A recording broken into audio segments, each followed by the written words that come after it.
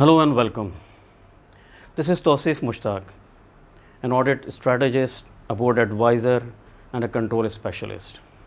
I have over 2 decades of experience in internal audit and fraud examinations, in control reviews, and forensic reviews. The objective of my videos, particularly on audit and assurance series, is to promote the internal audit profession in its basic spirit, whereby the internal auditors having a clear understanding of the standards and the international professional practices framework overall, so that they can contribute in achieving the mission of internal audit. So today we are covering the internal auditing standard 210. This is regarding the planning. So this standard is not only very interesting, but it is very important to understand as part of the performance standards. And this covers the risk-based audit, risk-based audit plan, audit universe, and it will be covering a lot of areas which are linked with that how we are reaching to a list of assignments during our planning phase. So let's get off to a start by asking some interesting questions. Why consultation with senior management and board is important to develop a risk-based audit plan? How to respond to the changes in the organization's business, risk, operations, and other things? What is the purpose of the risk-based internal audit plan? What does audit universe include? And what does the internal audit plan include? So let's get answers to all these questions while we are reviewing the standard 2010.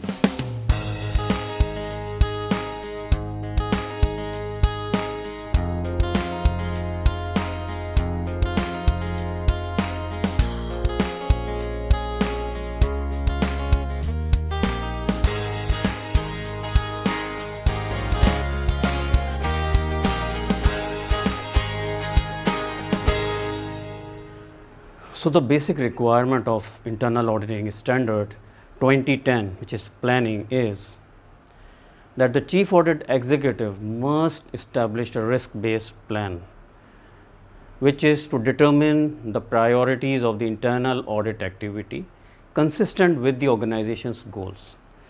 So in a way, what chief audit executive is doing, he is or she is trying to understand the current or potential risk which organizations are exposed to, or the organization which he is auditing is exposed to or may expose to, and trying to provide assurance that how those risks are being mitigated by the management, and coordinating with the management as well, so that all those hurdles which are there or obstacles which are there in achieving the organization goals are addressed to at a timely level. So this is what the main purpose of providing this assurance and working on a plan which is we call a risk-based internal audit plan. And this is how we are achieving the mission of internal audit. We are trying to protect or add value to the organization by providing assurance on those current or potential risks. So as per the interpretation of the standard 2010 on planning, the chief audit executive, in order to develop the risk-based plan, consult with the senior management and the board and obtain the understanding of the organization's strategies, key business objectives, associated risk, and risk management processes. If there are changes to the organization's business, risk, operations, Chief Audit Executive should respond to those changes by reviewing and adjusting the plan as necessary in response to those changes. These changes can be in the business, in the risk, in the operations, in the programs, in the systems, and the adjustment can be in the form of addition of few new assignments, or maybe replacement of few assignments with some other assignments by understanding the current scenario of the risk environment in which they are operating.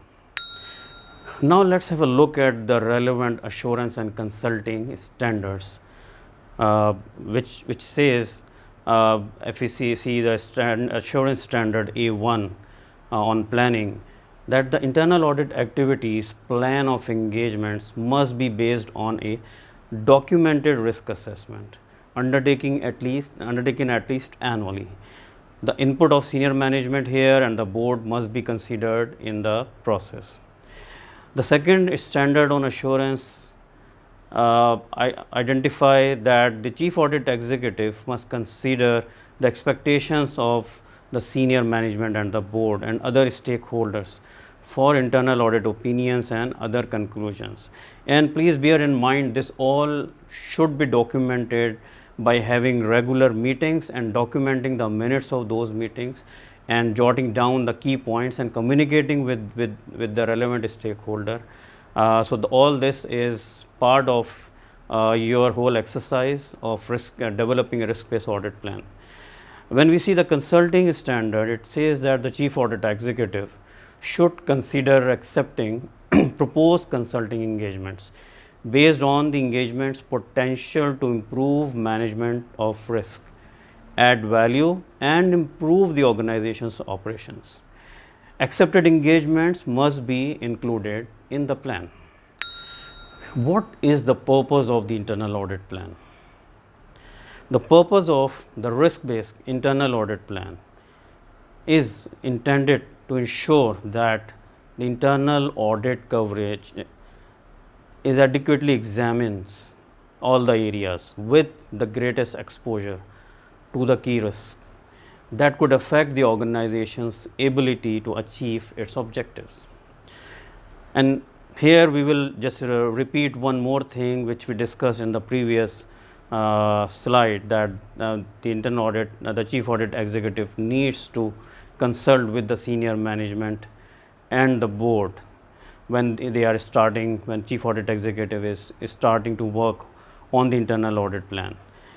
This is just to understand the organization's strategies, business objectives, risk and risk management process, and this is an important part of the process at the outset which chief audit executives need to understand.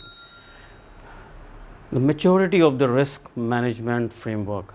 The chief audit executive needs to consider the current organizational status on the maturity of risk management framework.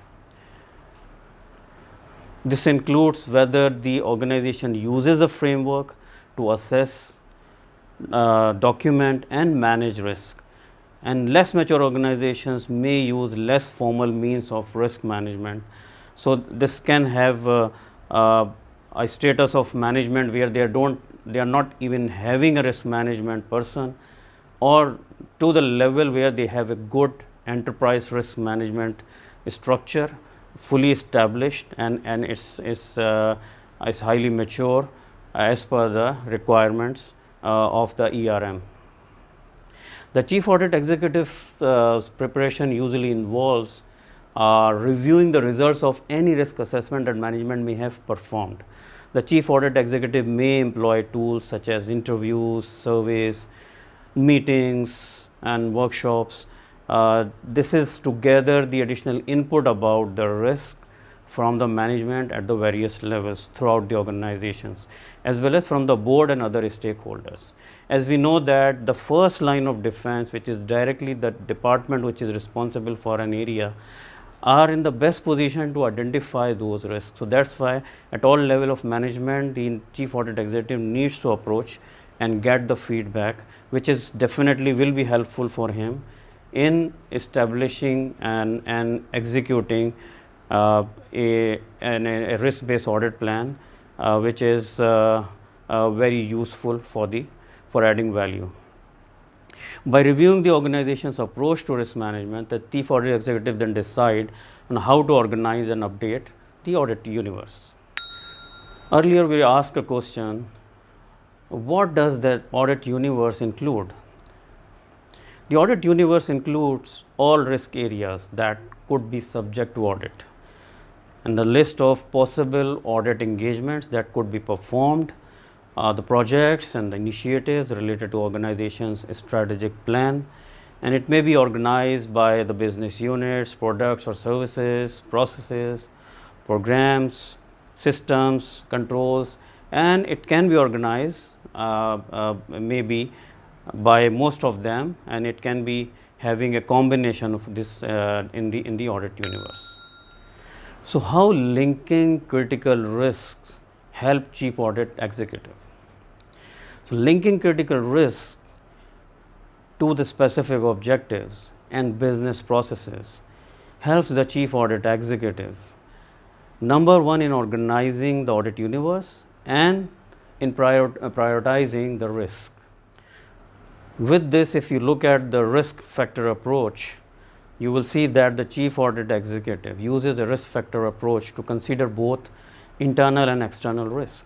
So, for example, if the risk category is internal risk, which may affect the key products and services, personnel and systems, the relevant risk factors related to these internal risks include the degree of change in the risk since the area was last audited, the quality of controls, and there can be other factors or parameters can be added with the time when you are learning the processes.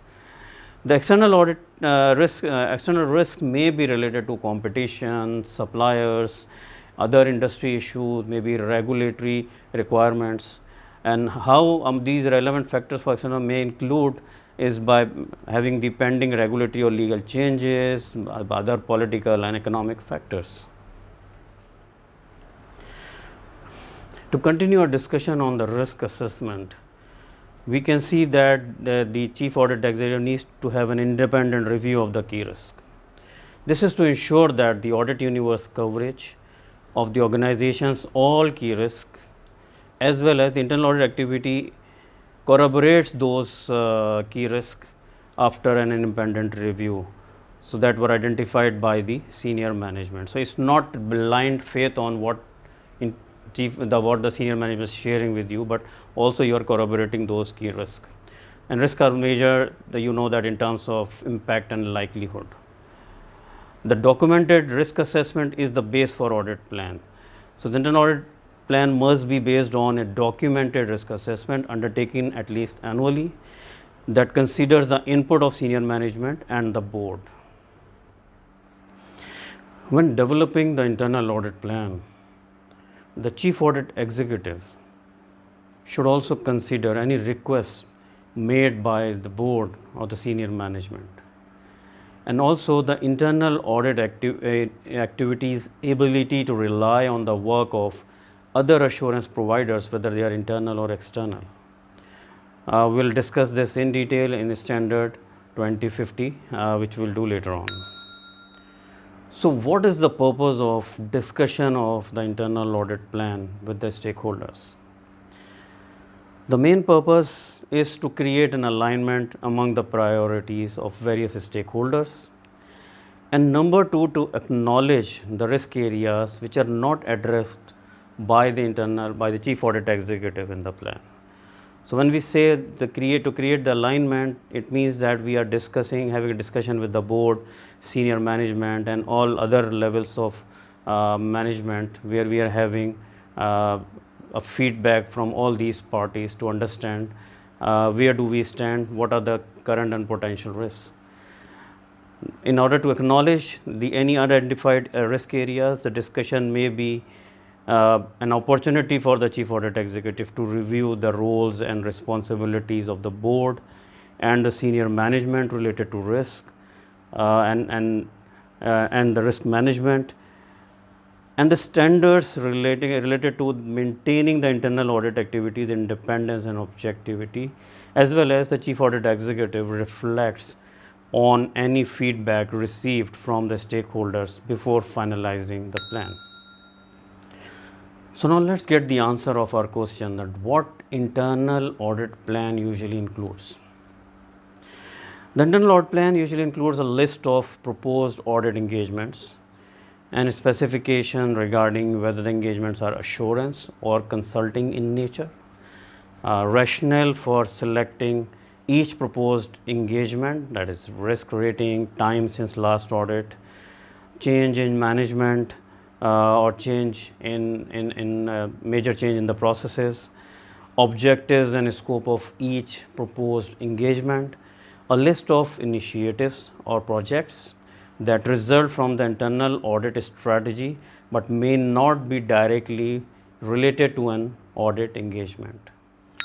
If you look at the internal audit plan cycle, usually it is on annual basis, but there can be another cycle developed for convenience. For example, the internal audit activity may maintain a rolling 12-month audit plan and re-evaluate projects on a quarterly basis.